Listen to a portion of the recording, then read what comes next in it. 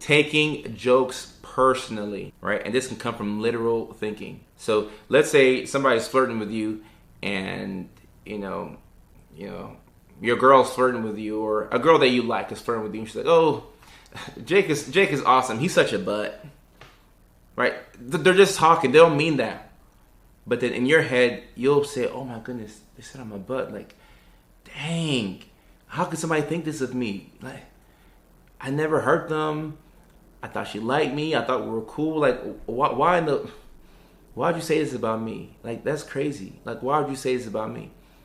And you may feel so much shame that you don't even address the person, because you're like, "Man, that's crazy. I thought that person was my friend." The whole time, they were just joking. They didn't mean what they said.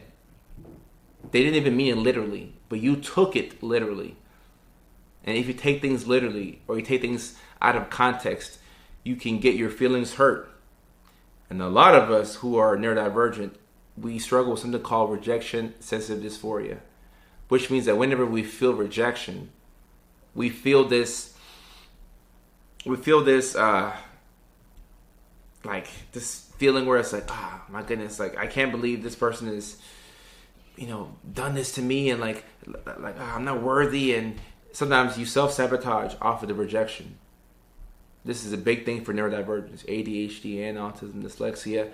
And a big reason why we feel rejection so viscerally is because we know that we need some type of help from people. And it's very embarrassing to be an adult and rely on other people for external support.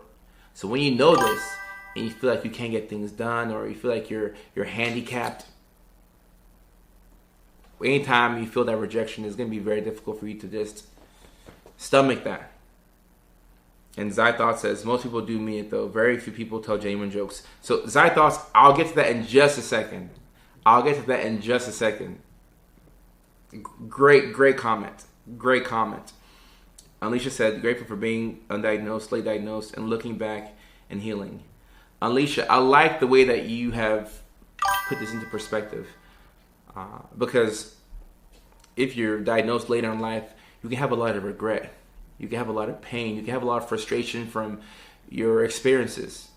And sometimes you look back and, you ask yourself, if I knew that I was autistic, or if I knew that I had ADHD, or if I knew these key details about myself, I could have put myself in a much better position. I could have succeeded. I could have had all these other opportunities.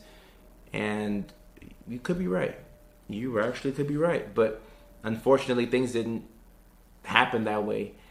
And if you're able to reshape your perspective and look at things from a glass half full as opposed to a glass half empty perspective, that can be wonderful for your mental health.